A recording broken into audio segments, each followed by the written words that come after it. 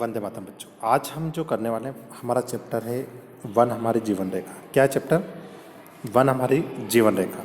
समझाइए कि वन हमें क्या समझाना है? समझाइए कि वन में रहने वाला जंतु किस प्रकार वनों की वृद्धि करने में जनन में सहायक होता है। विभिन्न प्रकार के शाकाहारी, मांसाहारी और सर्वाहारी जंगलों में रहते हैं।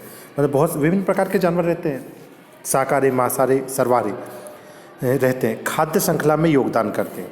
निम्नलिखित गतिविधियों से पता चलता है कि जानवर वन के बढ़ने और पुनर्जीवित करने में कैसे मदद करते। जैसे जानवर जंगल के एक हिस्से से दूसरे हिस्से तक बीजों के फैलाव में मदद करते हैं। मतलब जानवर एक हिस्से से दूसरे हिस्से तक क्या बीजों के फैलाव में मदद करते हैं। पशुओं का मलमूत्र, उनका मृत शरीर जब मिट्टी में विघटित हो जाते हैं तो पौधों के रूप में, खाद के रूप में काम में आते हैं। किस रूप में आते हैं? पशुओं का मलमूत्र, उनके मृत शरीर जब मिट्टी में विघटित हो जाते हैं तो पौधों के रूप में, खाद के रूप में आते हैं। सूक्ष्म जीव मृत पौधे, पत्तियां, खाद और हुमस में परिवर्तन करते हैं जो पोषक तत्वों का भरपूर होते हैं। मिट्टी में हामुस पौधे के विकास के लिए आवश्यक खनिज पदार्थ होते हैं। तो आप आशा करता हूं कि ये थोड़ा बहुत समझ में आया होगा। सेकंड क्वेश्चन हमारा मोस्ट इम्पोर्टेंट जो क्वेश्चन है, देखिए क्वेश्चन हमारा समझाइए कि वन, क्या क्वेश्चन? समझाइए कि वन बाढ़ की रोकथाम किस प्रकार करते हैं। वन बाढ़ की रोकथाम किस प्रकार करते हैं।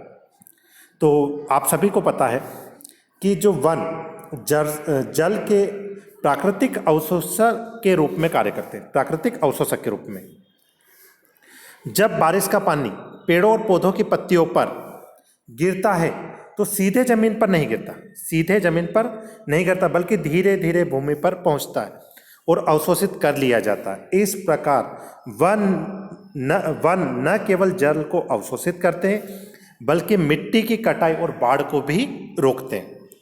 ठीक है, अगला क्वेश्चन नंबर थर्ड।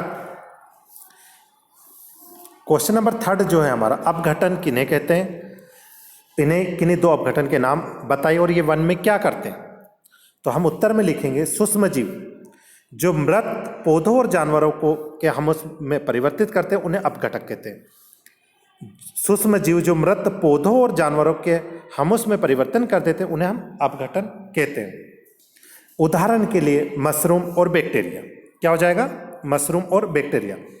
अपघटन मृत पदार्थों को हुमस में परिवर्तन कर देते हैं जो वन की मिट्टी के साथ मिश्रित होकर यह पौधों के आवश्यक पोषक तत्व प्रदान करते हैं। इस प्रकार अपघटन मिट्टी में पोषक तत्वों से संतुलन बनाए रखते हैं। तीसरा क्वेश्चन,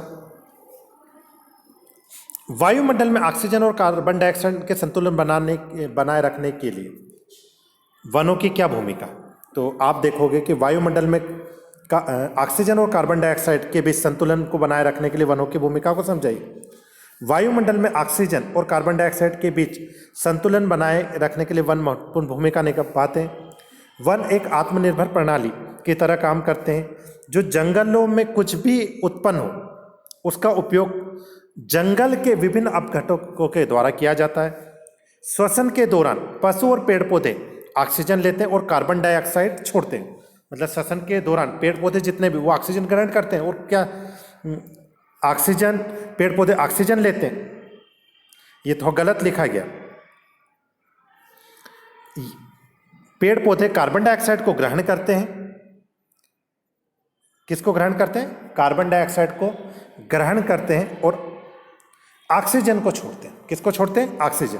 पौधे कार्बन डाइऑक्साइड को प्रकाश संश्लेषण की क्रिया के माध्यम से ऑक्सीजन में बदल देते हैं। यहाँ तक कि कचरे को भी जंगल में उपयोगी पदार्थ में बदल देते हैं। ठीक है, तो आशा करता हूँ कि ये भी आपको समझ में आ गया होगा। अगला क्वेश्चन है हमारा, समझाइए कि वनों में कुछ भी व्यर्थ क्यों नहीं होता। तो इसको आप सभी लिख लेना। Question number 6। ठीक है, ऐसे उत्पादकों के नाम बताइए जिन्हें हम वन से प्राप्त करते हैं। तो वन फल एवं सब्जियां, लकड़ी, तारपीन, रबड़, मसाले, दवाएं, जड़ी बूटियां, बहुत सारे। देखो वनों से बहुत सारे लाभ हैं। ठीक है, ये रिक्त स्थान है हमारे। ये रिक्त स्थान आप सभी एक बार एक रिक्त स्थान पर नज़र मार लीजिए। कीट, तितलियाँ, मधुमक्खियाँ और पक्षी पुष्पी पौधे, तो ये परागण क्या आ जाएगा यहाँ पर, परागण में सहायक होते हैं। वन परिशुद्ध करते हैं हवा और पानी को। किसको करते हैं, हवा। शाक वन में निचली परत बनाते हैं। वन में क्षयमान पत्तियाँ जंतु की लीद मिट्टी को समृद्ध करते हैं। ठीक, ये आप सभी को इस पर एक टिप्पणी लिखनी है, एक स्क्रीनशॉट ले लीजिएगा।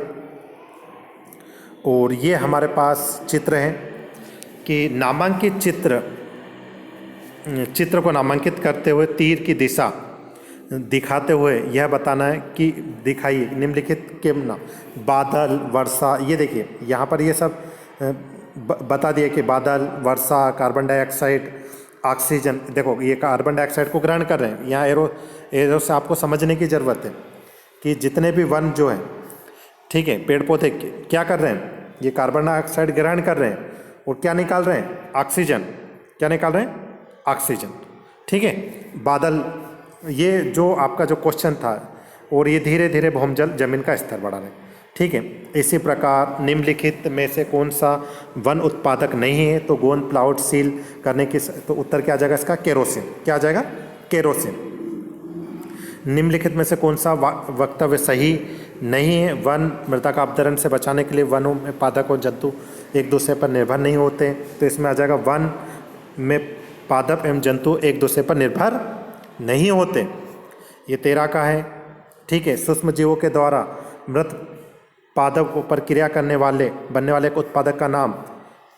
ठीक है, तो यहाँ पर हमने इस लेसन से बहुत कुछ सीखा। जय हिंद, जय भारत।